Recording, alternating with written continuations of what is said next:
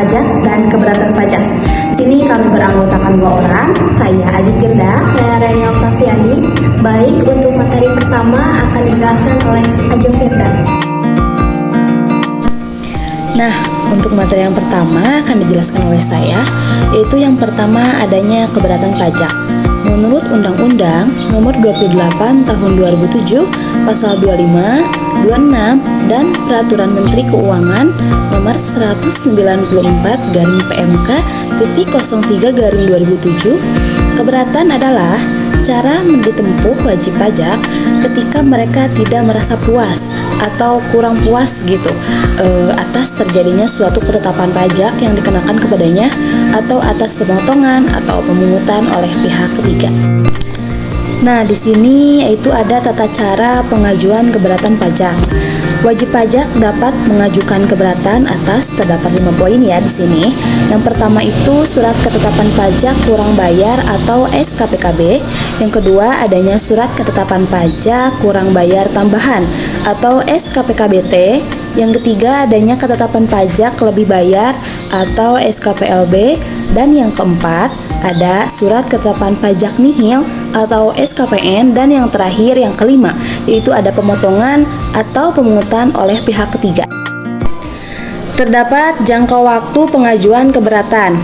Yang pertama, untuk surat keberatan yang disampaikan langsung ke KPP, maka jangka waktunya itu 3 bulan. Sedangkan untuk surat keberatan yang disampaikan melalui posnya itu harus tercatat, sama jangka waktunya pun 3 bulan. Permintaan penjelasan atau keterangan tambahan. Untuk keperluan pengajuan keberatan, wajib pajak dapat meminta penjelasan atau keterangan tambahan, dan kepala KPP pun wajib memberikan penjelasan secara tertulis. Untuk mempersiapkan keberatan dalam menghadapi sengketa pajak, wajib pajak memiliki hak untuk yang pertama yaitu untuk mengajukan keberatan sesuai dengan pasal 25, 26 Undang-Undang KUP. Yang kedua, mengajukan permohonan pengurangan atau penghapusan sanksi administrasi berupa bunga, denda, dan kenaikan sesuai dengan pasal 36 ayat 1A. Dan yang ketiga ada mengajukan permohonan pembatalan ketetapan pajak yang tidak benar diatur di dalam pasal 36 ayat 1B. Selanjutnya yaitu syarat pengajuan keberatan. Di sini terdapat 7 poin. Yang pertama diajukan kepada Direktur Jenderal Pajak atas SKPKB, SKPKBT, SKPLB, SKPN, pemotongan, dan pemungutan oleh pihak ketiga. Yang kedua yaitu surat keberatan diajukan terhadap satu jenis ketetapan pajak. Yang ketiga diajukan secara tertulis dalam bahasa Indonesia. Yang keempat yaitu mengemukakan jumlah pajak terutang atau jumlah pajak yang dipotong atau dipungut. Yang kelima disertai dengan adanya alasan-alasan yang jelas. Yang keenam diajukan dalam jangka waktu 3 bulan. Selanjutnya yang terakhir, yang ketujuh yaitu pengajuan keberatan tidak menunda kewajiban membayar pajak dan proses pelaksanaan penagihan. Nah, untuk hak wajib pajak dalam keberatan ini yang pertama yaitu meminta dasar pengenaan pajak, yang selanjutnya meminta dasar perhitungan rugi, dan yang terakhir adanya permintaan dasar pemotongan dan pemungutan. Surat keberatan dapat disampaikan dengan 2 cara. Yang pertama bisa secara langsung lewat KPP tempat wajib pajak terdaftar. Yang kedua disampaikan melalui kantor pos dan giro dengan pengiriman pos tercatat. Maksud dengan pos tercatat di sini yaitu tertulis dengan bukti pengiriman sesuai. Yang pertama, tanggal kirimnya ada, nama dan alamat pengirim, nama dan alamat yang dituju jelas, dan isi atau jenis surat yang dikirimnya. Surat keberatan yang tidak memenuhi syarat, yang pertama tidak dianggap sebagai surat keberatan sehingga tidak dapat dipertimbangkan. Yang kedua, kepada wajib pajak akan diberikan penolakan secara formal melalui surat biasa paling lambat 1 bulan sejak surat tersebut diterima. Yang ketiga yaitu surat keberatan yang tidak memenuhi syarat formal tetapi penjelasannya belum melampaui 3 bulan, wajib pajak masih diberikan kesempatan untuk memperbaiki surat keberatan tersebut dan dapat diajukan kembali dalam jangka waktu 3 bulan setelah tanggal SKP. Yang selanjutnya, surat keberatan yang diajukan setelah melewati jangka waktu 3 bulan tidak dapat diperbaiki lagi kecuali terdapat bukti keterlambatan tersebut karena faktor merger atau force. Yang selanjutnya, yang terakhir yaitu alternatif lain yang dapat ditempuh wajib pajak adalah mengajukan permohonan peninjauan kembali berdasarkan pasal 36 ayat 1 huruf B Undang-Undang KUP. Untuk jangka waktu penyelesaian keberatan, yang pertama, Direktur Jenderal Pajak dalam jangka waktu paling lama 12 bulan sejak tanggal surat keberatan diterima harus memberikan keputusan atas keberatan yang diajukan oleh wajib pajak. Jika dalam jangka waktu 12 bulan terlewati, maka keberatan dianggap diterima. Keputusan keberatan dapat berupa menerima seluruhnya atau sebagian, menolak atau menambah besarnya jumlah pajak terhutang. Di sini terdapat masalah-masalah dalam keberatan yang terkait dengan wajib pajak. Yang pertama, wajib pajak belum siap atau tidak siap dalam hal data, informasi, catatan, dan dokumen dalam pengajuan keberatan. Selanjutnya, wajib pajak ini tidak memenuhi persyaratan formal dan persyaratan material pengajuan keberatan. Yang selanjutnya, wajib pajak tersebut terlambat dalam menyampaikan permohonan keberatan atau lebih dari 3 bulan. Yang keempat, ada wajib pajak ini memiliki interpretasi dan pemahaman yang lemah terhadap peraturan perpajakan ini. Dan yang terakhir, komunikasi wajib pajak dan Fiskus tidak berjalan dengan baik. Di sini ada strategi dalam proses keberatan. Pastikan permohonan tersebut atau permohonan keberatan ini memenuhi persyaratan formal ya. Yang pertama, diajukan ke KPP tempat wajib terdaftar. Yang kedua, diajukan tidak lewat dari 3 bulan. Selanjutnya, surat keberatan ini dibuat dalam bahasa Indonesia dan dibuat untuk masing-masing SKP. Satu SKP ini untuk satu keberatan. Selanjutnya itu menyebutkan sejumlah pajak yang terutang, jumlah ruginya, dan jumlah pemotongan atau pemungutan menurut wajib pajak. Selanjutnya menyebutkan alasan pengajuan keberatan tersebut. Selanjutnya di sini ada surat ini ditandatangani oleh pihak yang berwenang menandatangani surat keberatan atau Board of Director yang tercantum di akta. Dan yang terakhir di sini ada jika ditandatangani oleh pihak lain maka harus dilampiri dengan surat kuasa khusus. Nah, untuk persyaratan materialnya yaitu pastikan materi yang diajukan keberatan memiliki alasan yang kuat. Yang kedua, alasan ini harus didukung dengan bukti pendukung yang kuat, yaitu harus valid dan tidak boleh hoaks atau bohong. Dasar hukum yang kuat yaitu sesuai dengan peraturan yang berlaku. Selanjutnya, sebelum membuat alasan keberatan, wajib pajak harus mengetahui dulu nih butir-butir yang akan dikoreksi oleh Fiskus itu apa. Terus alasan Fiskus melakukan koreksi itu kenapa, dan ada dasar hukumnya yang digunakan Fiskus untuk membuat koreksi, sehingga alasan yang disampaikan dalam surat keberatan ini tepat, jelas gitu. Jadi jika keberatan ditolak, upaya selanjutnya yang dapat dilakukan wajib pajak adalah mengajukan banding. Yang terakhir di sini terdapat lampiran-lampiran yang di dalamnya memuat tentang tata cara pengajuan dan penyelesaian keberatan menurut Menteri Keuangan. Di sini terdapat 13 pasal.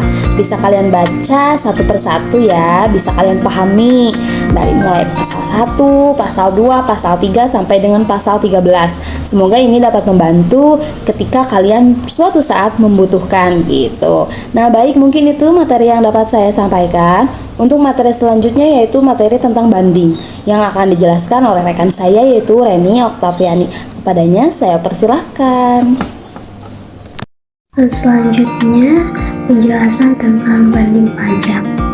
Yang pertama ada pengertian banding pajak. Menurut pengertian yang tercantum pada pasal 1 ayat 6 Undang-Undang Nomor 14 Tahun 2002 tentang Pengadilan Pajak, banding adalah upaya hukum yang dapat dilakukan oleh wajib pajak atau penanggung pajak terhadap suatu keputusan yang dapat diajukan banding berdasarkan peraturan perundang-undangan perpajakan yang berlaku. Untuk selanjutnya ada penjelasan tentang kekuasaan pengadilan pajak. Pengadilan pajak mempunyai tugas dan wewenang memeriksa dan memutus sengketa pajak sesuai dengan bunyi ketentuan pasal 31 Undang-Undang Pengadilan Pajak. Dalam hal banding, pengadilan pajak hanya memeriksa dan memutuskan sengketa atas keputusan keberatan. Lalu, dalam hal gugatan, pengadilan pajak memeriksa dan memutuskan sengketa atas pelaksanaan penagihan pajak atau keputusan pembetulan atau keputusan lainnya sebagaimana dimaksud dalam pasal 23 ayat 2 UU KUP dan peraturan perundang-undangan perpajakan yang berlaku. Untuk slide selanjutnya ada penjelasan tentang kronologi timbulnya sengketa banding. Banding diawali dengan adanya sengketa atau ketidaksetujuan wajib pajak atas ketetapan pajak yang diterbitkan oleh Fiskus.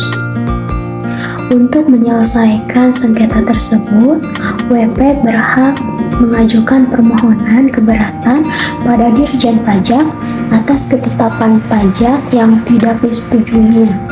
Berdasarkan ketentuan pasal 25 ayat 1 UU KUP, keberatan dapat diajukan atas ketetapan pajak berupa yang pertama, surat ketetapan pajak kurang bayar. Yang kedua, surat ketetapan pajak kurang bayar tambahan. Yang ketiga, surat ketetapan pajak lebih bayar. Yang keempat, surat ketetapan pajak nihil. Yang kelima, pemohon atau pemungutan atau oleh pihak ketiga berdasarkan ketentuan peraturan perundang-undangan perpajakan. Untuk selanjutnya di sini ada kronologi pemeriksaan pajak sampai proses banding. Yang pertama itu diawali dengan pemeriksaan, lalu ke SKP, lalu keberatan, lalu banding. Apabila keputusan keberatan menyatakan menerima seluruh keberatan pajak wajib pajak, maka sengketa telah terselesaikan pada proses itu. Tetapi apabila keputusan keberatan menyatakan menolak atau menerima sebagian, sangat mungkin WP belum menyetujui keputusan tersebut. Jika kemudian WP mengajukan banding atas keputusan keberatan yang tidak disetujuinya, maka terjadilah sengketa banding. Lalu di sini ada sengketa pajak dalam proses banding. Yang dimaksud adalah sengketa yang timbul dalam bidang perpajakan antara wajib pajak dengan Fiskus mengenai keputusan keberatan yang tidak disetujui oleh wajib pajak. Sengketa banding bisa menyangkut masalah formal maupun material.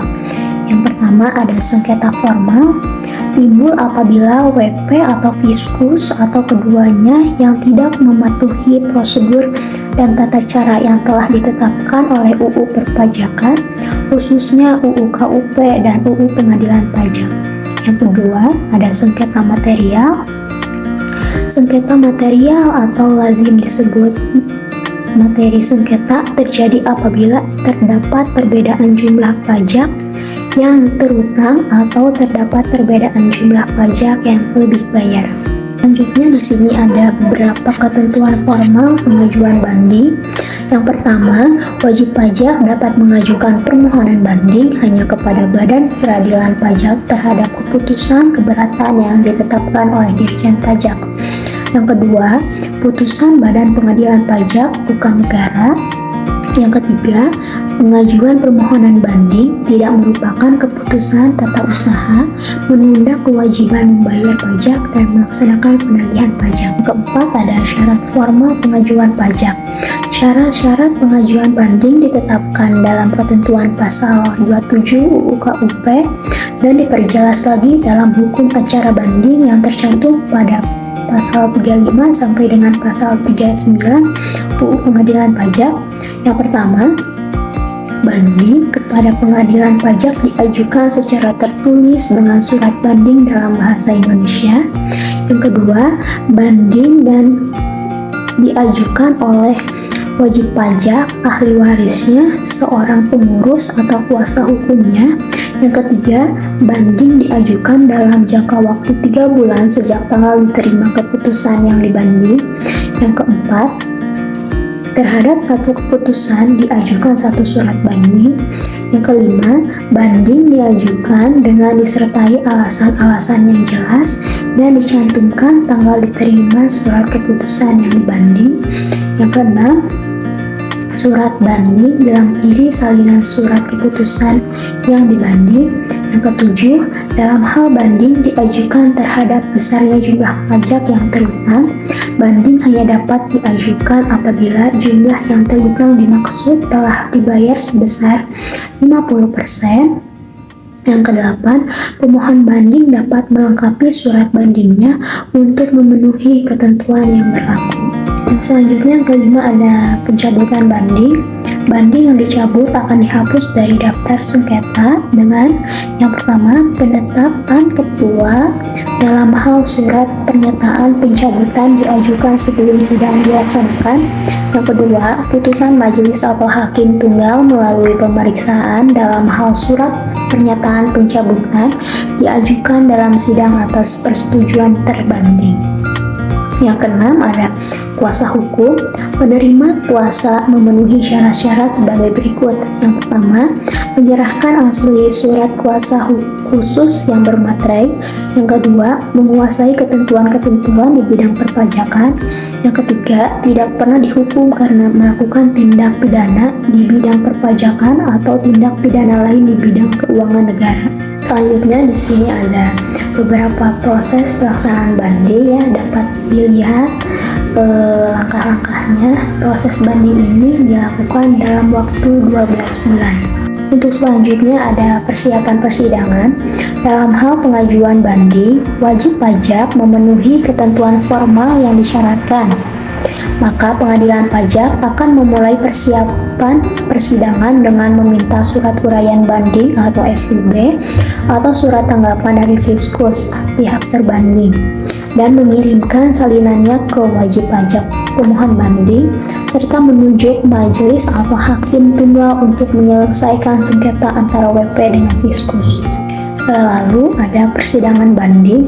Persidangan banding dapat dilakukan melalui serangkaian proses pemeriksaan dengan acara biasa atau PAB atau melalui pemeriksaan dengan acara cepat atau PAC.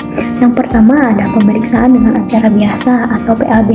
Pemeriksaan dengan acara biasa dilakukan oleh majelis yang terdiri dari 1 orang hakim ketua dan 2 orang hakim anggota disertai panitera yang tugas utamanya adalah membuat berita acara sidang.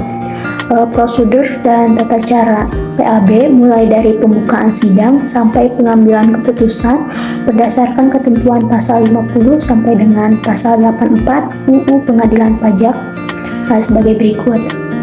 Yang pertama ada pembukaan sidang dan pemeriksaan kelengkapan banding. Yang kedua, independensi hakim dan panitera. Yang ketiga, keterangan para pihak dan saksi. Yang keempat, pihak yang tidak boleh didengarkan keterangannya sebagai saksi. Yang kelima, kerahasiaan data. Yang keenam, pembuktian. Yang ketujuh, penyelesaian sidang. Yang kedelapan, putusan pengadilan pajak atau pemeriksaan dengan acara biasa. Lalu yang terakhir, hal-hal yang harus dimuat dalam putusan pengadilan pajak. Yang kedua, di sini ada pemeriksaan dengan acara cepat atau PAC. Pemeriksaan dengan acara cepat akan dilakukan terhadap banding yang memenuhi kriteria sebagai berikut. Yang pertama, sengketa pajak tertentu. Yang kedua, tidak dipenuhinya salah satu ketentuan sebagaimana dimaksud dalam pasal 84 ayat 1 Undang-Undang Pengadilan Pajak, atau kesalahan tulis dan atau kesalahan hitung dalam keputusan pengadilan pajak. Yang ketiga, sengketa yang berdasarkan pertimbangan hukum bukan merupakan wewenang pengadilan pajak. Selanjutnya, dalam proses persidangan, yang pertama itu ada berita acara sidang atau BAS. Pada setiap pemeriksaan, panitera harus membuat berita acara sidang atau BAS yang memuat segala sesuatu yang terjadi dalam persidangan. Yang kedua ada pelaksanaan putusan. Salinan putusan atau salinan penetapan pengadilan pajak dikirim kepada para pihak dengan surat oleh sekretaris dalam jangka waktu 30 hari sejak tanggal putusan pengadilan pajak diucapkan, atau dalam jangka waktu sejak tanggal putusan setelah diucapkan. Yang ketiga ada peninjauan kembali PK ke Mahkamah Agung. Permohonan peninjauan kembali hanya dapat dilakukan berdasarkan alasan-alasan dan jangka waktu sebagai berikut. Yang pertama, apabila putusan pengadilan pajak didasarkan pada suatu kebohongan pihak lawan yang diketahui setelah perkaranya diputus yang kemudian oleh hakim pidana dinyatakan palsu.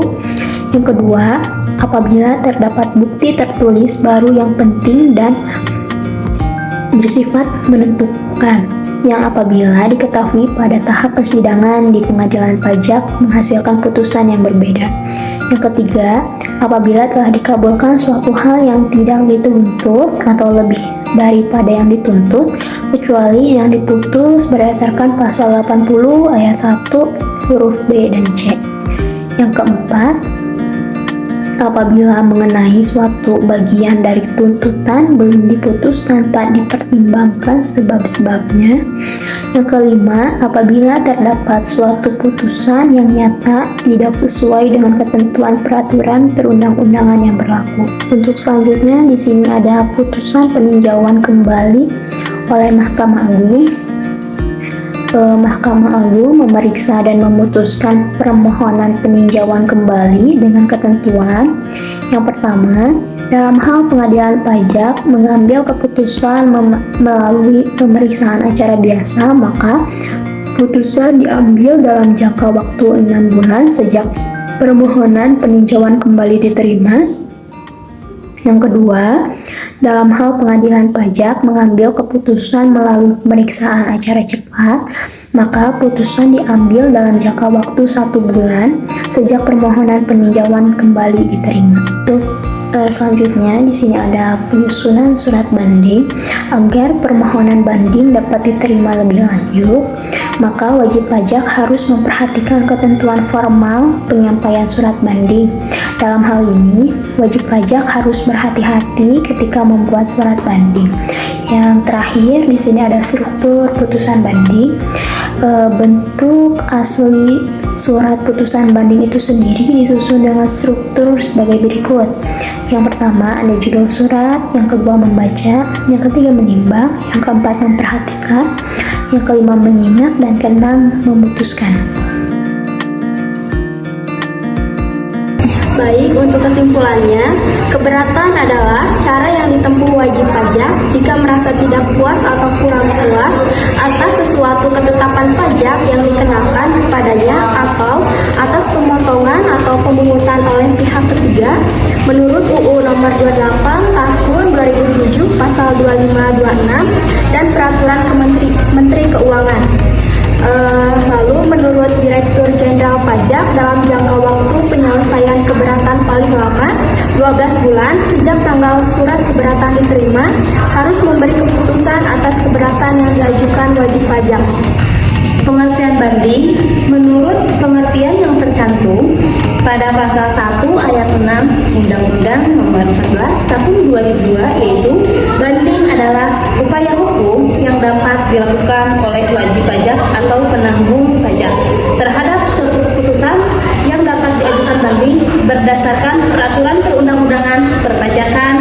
berlaku.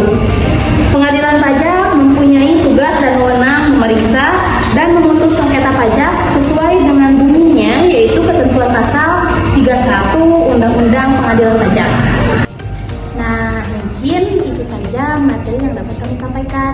Semoga dari materi yang sudah kami sampaikan bisa menambah ilmu buat kita semua. Untuk presentasi dari kelompok kami cukup sekian. Terima kasih untuk perhatiannya. Wassalamualaikum warahmatullahi wabarakatuh. Dadah.